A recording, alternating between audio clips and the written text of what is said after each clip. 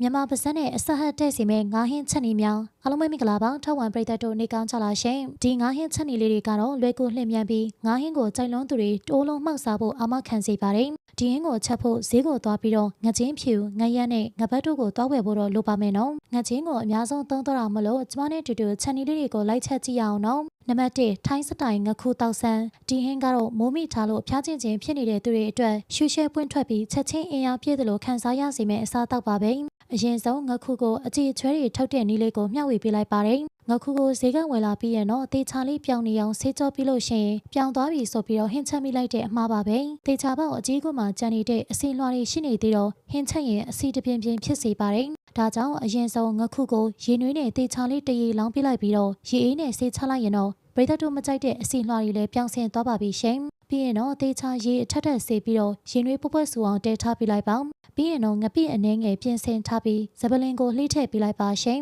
နောက်တော့ရှောက်ရက်နဲ့ငပိရေကိုရောပြီးပွက်နေအောင်တဲပြလိုက်ပါပြီးရင်တော့အိုးကနေခဏချပြီးငရုတ်သီးကြောက်ကိုလှော်ပါမယ်နောက်တော့ခုနကငပိပြုတ်ရေကိုဇပလင်နဲ့ရှောက်ရက်တွေဖဲပြီးစက်သွန်ဖြူနဲ့စက်သွန်နီနန်းနန်းပင်အမြင့်ဂျင်းနဲ့ဇပလင်အနှဲငယ်ကိုထည့်ပြလိုက်ပါဒါပြီးရင်တော့ခုနကဆေးကြောထားတဲ့ငါးတွေကိုထည့်ပေးပြီးမကြီးရဲ့အနှဲငယ်ရင်ငပြရည်ရင်ဟင်းခတ်မုတ်နဲ့ငရုတ်သီးကြောက်ရှောက်ရက်တို့ကိုထည့်ပြီးအဆက်ပိုခဲကျင်တော့ငရုတ်သီးမှုတ်ပါထည့်ပြီးချက်လိုက်လို့ရပါတယ်နောက်ပြီးစိုက်နဲ့တက်တဲ့ဟင်းခတ်အရွက်တွေကိုထည့်ပြီးတံမြာသီးလေးညှစ်လိုက်ရင်တော့ရှူရှဲပွင့်ထွက်ပြီးရှာလဲသွားစီမှာအသေးချပါပဲနံပါတ်2ငခုချင်ဆက်ဟင်းဒီဟင်းလေးကတော့ချင်ဆက်ကြိုက်တတ်တဲ့တိမ်သားလုံးရဲ့အကြိုက်ဖြစ်စေမှာပါအရင်ဆုံးငခုရဲကအကြီးချွေးတွေကိုပြောင်းဆင်းအောင်လို့စော်ရာမောင်းနဲ့အတူတူပြောင်းနေအောင်ဆေးကြောပေးရမှာဖြစ်ပါတယ်ပြီးရင်တော့စီပူရဲကိုငရုတ်သီးနဲ့စက်သွန်ဖြူထောင်းထတာကိုထည့်ချက်ပေးပါပြီးရင်တော့ငရုတ်သီးအနှစ်တွေကိုထည့်ပြီးရေအနှင်းငယ်ထည့်ချက်ပေးလိုက်ပါနောက်တော့ငပြရည်ရင်ပဲငပြရည်ခရုစီစာဟင်းခတ်မုတ်နဲ့ငရုတ်ကောင်းမုတ်တို့ကိုထည့်ချက်ပေးပါ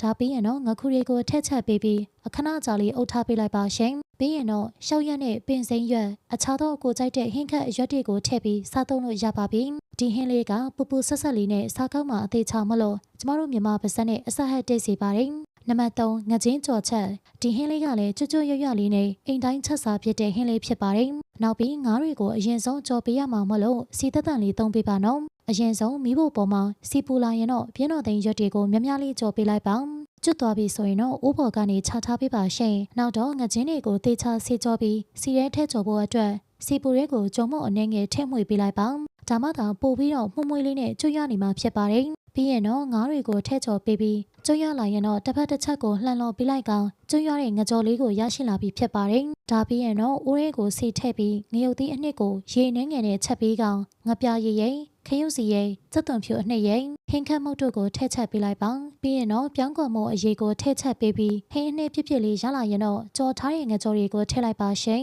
နောက်တော့ငရုတ်သီးလေးတွေထည့်တရက်သီးမြန်လေးတွေကိုပါထည့်ပြီးပထမဆုံးကြော်ထားတဲ့ပြွန်းတော်သိမ်းအရွက်တို့ကိုထည့်ကြော်ပေးလိုက်ပါနောက်တော့အိုးပေါ်ကနေချပြီးကျွန်းရတဲ့ငချင်းဖြူကြော်ချက်လေးရလာပါပြီရှင်လွယ်ကူရုပ်ရှင်ပြီး green တွေ့စေတဲ့ဟင်းလျာတွေကိုအချိန်တိုတွင်းချက်ပြုတ်နိုင်ဖို့အတွက်ကျမတို့ရဲ့ page ကို like and follow လေးလုပ်ခဲ့ကြပါအောင်ရှင်အားလုံးကိုကျေးဇူးတင်ပါတယ်နေ့ရက်တိုင်းအတွက်ပျော်ရွှင်ပါစေ